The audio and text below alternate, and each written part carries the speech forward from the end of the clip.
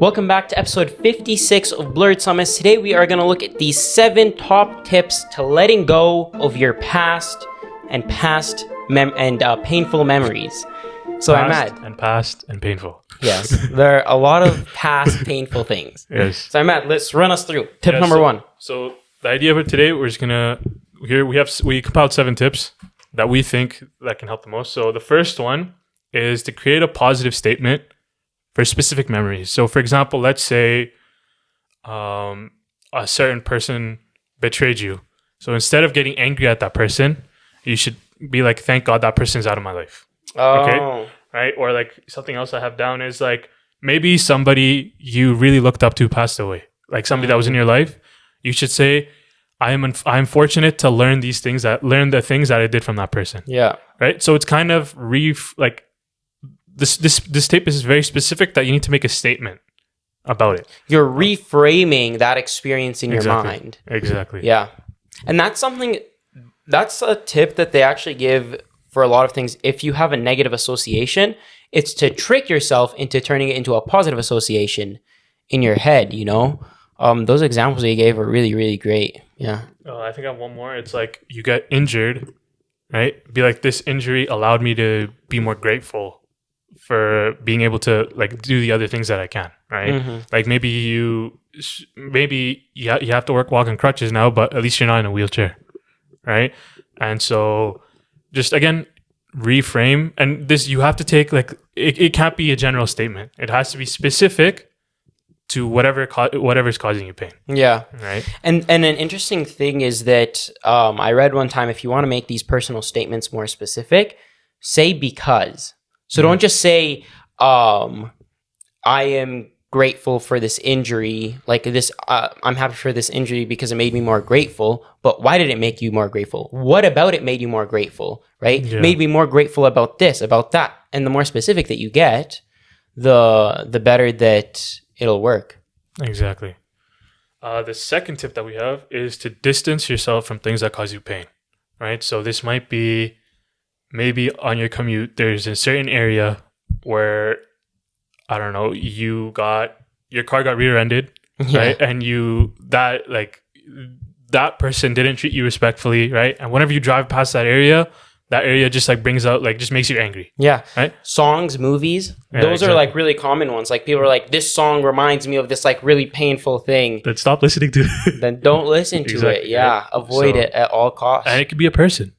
And it can be a person. Right. And again, you're not being disrespectful by cutting someone out of your life. You're doing it for your betterment. Yeah. Right. And this helps them out too, right? Because you're not wasting their time and like you're not spending your time arguing with a certain person. Yeah. Right? And if you want to help other people, you need to make sure you're not drowning yourself.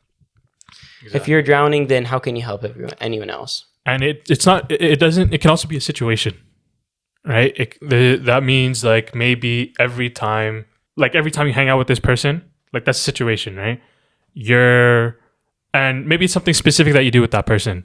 Like maybe you're fine with that person. Every time you play ping pong, it just puts you back. That's right. It. So avoid putting yourself in situations that can remind you of your pain. The next one that we have is be mindful. Okay.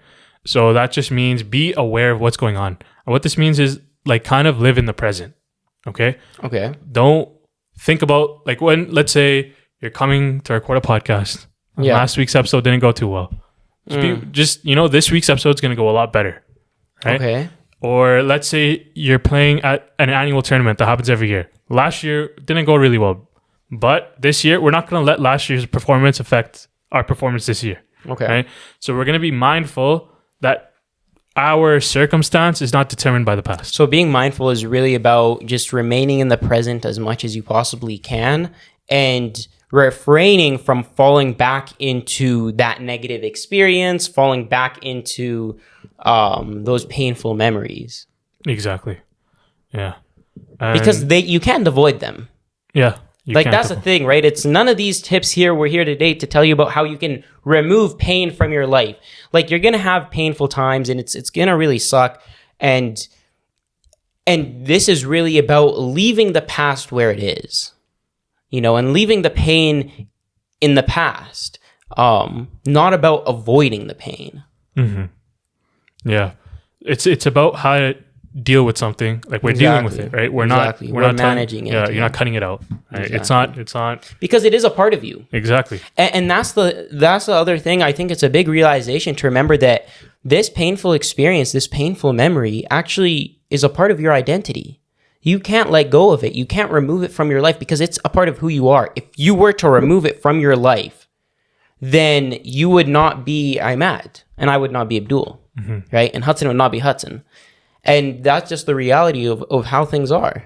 Yeah, like maybe that experience was needed for you to learn something, right? As you said in the first tip, it's maybe that because part is what you learn from it, right? You learned to be more grateful, or you learned that you got to spend time with that person, right? Whereas other people don't. Yeah. Right? So again, it's about understanding it's a part of you, and it's because of that is who you are today. Like you are who it you has are. Molded you to who you are today. There you go. That doesn't mean that you have to be held back by it, but you definitely do need to recognize that it has shaped you in that way. Yeah. This next tip I think is one of the more important tips on the list, and it's forgiving yourself. You know, sometimes we might, let's say, you know, we lost control of our anger at a certain person, right? And that person has already forgiven you, right? Like they understand that was a moment, like you slipped, right? Yeah. But you don't forgive. Like the only reason you keep saying sorry to that person, but that person doesn't need your forgiveness. Yeah. They need you to forgive yourself, right? Because you're actually causing more harm because you keep reminding them. Yeah. Right. Like I have a friend who, you know, we had an argument, right? And he was in the wrong, right? This doesn't always happen, but like they recognized that they were wrong. Right. And they kept they kept texting me afterwards. They're like, dude, I'm so sorry. Like they kept seeing me. They're like, I'm so sorry. Right. And then it just got to a point. I'm like, bro, you need to forgive yourself. Like, it's great that you're sorry for what you did. But at the end of the day, like the only reason you keep bringing it up is because you haven't forgiven yourself. Yeah. It's almost like he's trying to convince you to, that he's sorry. Yeah. But you're convinced already. Yeah, exactly. Like I've already accepted it. Yeah. Right. But you haven't accepted it. Right. So, and then again, like turn the situation, put yourself in the shoes that, I'm sure we can think of, a moment where we messed up. Right. When you mess up, the first thing is you need to understand no one's perfect, right? It's again this, and you don't compare yourself to, like maybe a couple people got angry or a couple people messed up, right? And they're all doing a lot better than you are, but maybe they don't have the same stresses in their lives, right? So don't compare yourself to, but also forgive yourself. Right? Yeah, exactly. And I think adding on to the forgiving yourself part, it's that recognize that recognize that you don't need to convince a person that you've changed. So, I was having a discussion with a friend one time, and they told me, they were like, man, I wish that the people who I've wronged in the past will know that I'm different now. And I was like, wow, that hits different, right? But the reality is that one day you're going to come across the person. It's very rare that we never run across this person ever again in our life. So one day, who knows when it's going to happen, where it's going to happen, but you're going to come across this person and they will see that you have changed.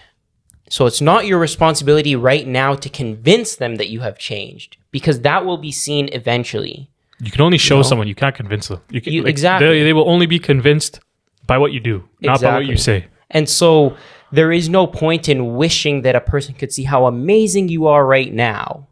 Yeah. There's no point in doing that. Like maybe a person doesn't do their homework, but then they go to their teacher. It's like, this time I'm going to do it. Like this time it'll be different. This time it'll be different. But every single time, you're always a letdown. Yeah. Right. So, but when you stop talking and start doing, right, that's when the teacher would be like, okay, yeah, they're trying to realize that they need to do their work. Right. And we start to see that. Yeah. It's like one day you will come across this person. So the question is, will you be ready? will you be better, right? And if you won't be better, you better start improving. Mm-hmm. The next tip that we have is to let your negative emotions out. Okay, so this can be anger.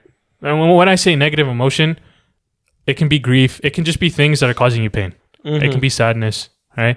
And so letting it out, right? Maybe someone in your life, they're not a part of your life anymore, right? Like maybe they passed away, whatever, right? It's important to, take your time, but maybe you need to really talk to someone if it's really taking a toll, right? And when you're talking to someone, it'll let it out. Or start writing a diary. Right? Or journaling your thoughts, right? Like all these things, these are all ways to let out your grief, your sadness, or your anger. Yeah. Right? The one key with letting your anger out is that you should let out your anger, and then once you let it out, move on. Because a lot of times what happens to people is that they let out their anger and they sit in it. Or they become very sad and they sit in that sadness, and they stop, and their life stops. They stop moving, everything just crumbles around them, and they fall into pieces, and they just sit in this pile of sadness and anger and resentment. They become very cynical about the world around them. And so you need to be very careful that when you let out this anger, it's that's what you're doing. You're letting it out, but you're not going and sitting in it and bathing in your own, misery. Because it only gets worse over time. It only gets worse. It's like expired food, it's it's like expired food. Yeah, exactly. It's only going to be, a month from now, it's probably really bad, but a year from now, it's probably even worse, right? Because it's just going to get worse, right? It's just accumulating, right? Getting more toxic, right? So letting that out, and you need to, not everyone needs to talk to someone, right? Maybe you don't like talking, maybe you don't want to talk about your pain. Okay, then you need to figure out how you're gonna let it out, right? Maybe I know there's some mothers who, like, their child passes away, then they start like a charitable organization in their child's name, right? And that's one way of them letting it out, right? Because they want, this is something that causes them pain, but they want it to not cause, they want it to make other people better, right? Yeah. So find a way. It could be through a hobby, like whatever. It's different for everyone. You just need to figure out what are you going to do about it, right? Because, you can't cry forever. You're going to run out of tears. Well, right? Yeah, exactly. You're going to run yourself dry. Eyes are going to run dry. Yeah. The next one that we have, this is tip number 6 of 7, and that is accepting that the other person might not apologize. Okay? Or it's more acceptance, right? It could be, or like someone passes away, accepting that they passed away. Yeah. Right? So accept the situation for what it is. Right? Accept you might not get the closure that you desired. Exactly. Yeah. Right? Like that person, maybe you had really good expectations of them, but at this point in time, it's better for you to move on and realize that, if they don't apologize, it's okay because I'm a better person for it. Yeah. Right? Because you're just going to spend time thinking about it. Right? And sometimes we desire an apology so much, but if we got the apology, we would be like, realize that we're we don't, our feelings don't change. Another person cannot cause us to come to acceptance. Only we can cause ourselves to come to acceptance. If a person apologizes, that's a cherry on top. Yeah. That's not the sauce. Yeah. That's not the cupcake whipping cream. Yeah, I know. I remember someone telling me, this is something I learned about forgiveness, is that forgiveness, traditionally people think forgiveness is something, it's something you do for other people. Yeah. Right? But I've learned that forgiveness is actually a very selfish thing. And that's not a bad thing. Like, you're forgiving others to clear up your headspace. Okay? Like, for example, if someone's harmed you, right, and they're never going to apologize, you accept that and you forgive and move on, not for them, only so that you don't think about it every day. Yeah. Right? Only so that you can move on, and because, your headspace is very valuable. Right? And if half the time you're thinking about this thing that's causing you pain, right, you don't have time to grow. Right? You don't have time to move on. It's holding no one back except for you. Exactly. Yeah. And now the last one that we have is to surround yourself with support. Right? And this relates to letting it out. Like, if you were going to talk to someone, right? But This is more specifically to surround yourself with people who want the best for you. Yeah. Right. And this can be through, someone who's going through, like, trying to get through an addiction. Right. This can be through, like a support group. Yeah. Right. Or this could be talking to a friend. This can be talking to a parent. This can be talking to someone you look up to, a teacher, right? Whatever. Right. Or, in some cases, it's necessary to get professional help. Right. To get therapy, whatever. Yeah. Right. So build a support system for yourself. That's what needs to happen. One of the biggest keys to realizing if you have a good friend is that you are able to tell them bad news and they will be there to support you and to help you out. And they won't go and say, oh, I went through something even worse, and they won't go and, oh, that's no big deal. You can just easily, what's the problem? Mm-hmm. Right? So that's actually one of the signs of good friends is that they're there to support you. It doesn't matter how small the problem is. It doesn't matter how big the problem is, right? They won't make you feel less of a person to do it. And they're going to support you through that process, realizing that what might seem small to one person might take another person months to deal with, maybe years to deal with. Because everyone has different skill sets. Absolutely. Right? Someone can be a lot more empathetic than the other person. Right? Someone can have a higher grief tolerance, like being able to tolerate grief, right? And so realize what you're good at, because maybe that's something that you can offer someone else, right? Like there's a flip side of this too, right? If you recognize that someone's going through pain, right?